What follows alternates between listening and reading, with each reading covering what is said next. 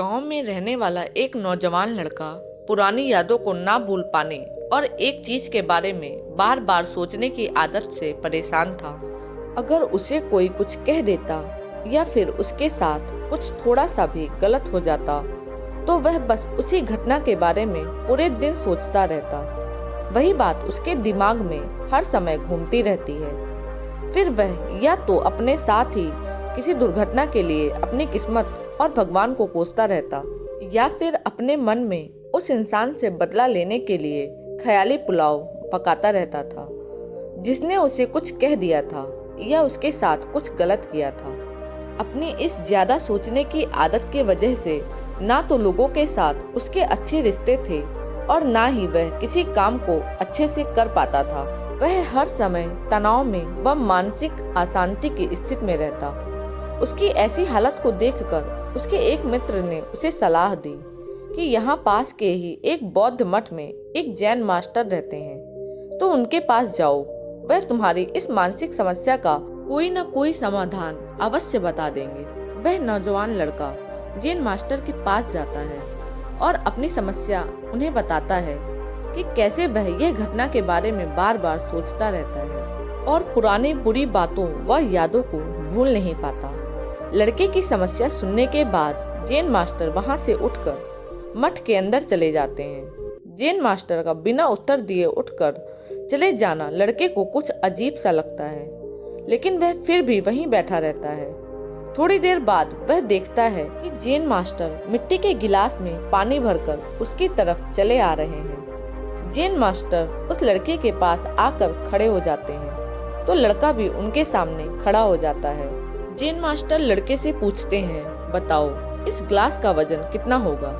लड़के ने कहा, मैं एकदम सटीक तो यह नहीं बता सकता, लेकिन इस ग्लास का वजन बहुत ही कम है। अब जैन मास्टर ने गंभीर होकर कहा कि मेरा प्रश्न यह है कि अगर मैं इस ग्लास को थोड़ी देर तक ऐसे ही पकड़कर खड़ा रहूं तो क्या होगा? लड़के ने कहा, कुछ भी नहीं होगा।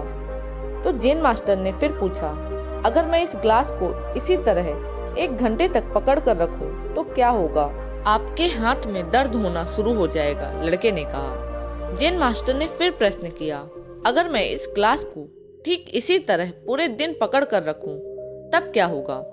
आपके हाथ में बहुत ही भयंकर दर्द होना शुरू हो जाएगा।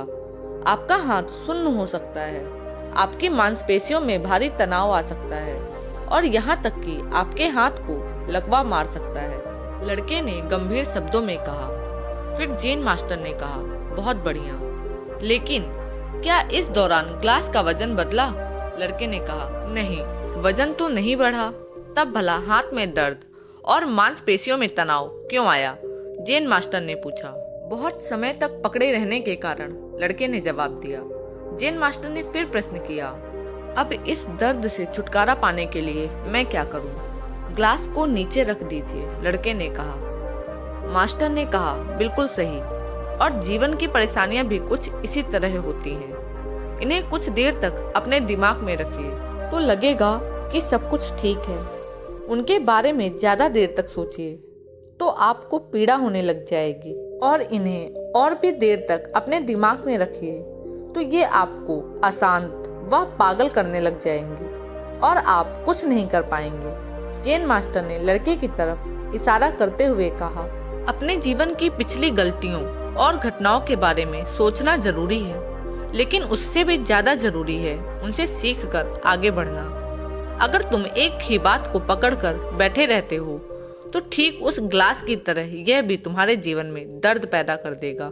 अगर तुम आज भी अपने अतीत को लेकर बैठे रहते हो तो यह आज भी तुम्हारे हाथ से निकल जाएगा और फिर तुम भविष्य में इसके लिए पश्चाताप करोगे।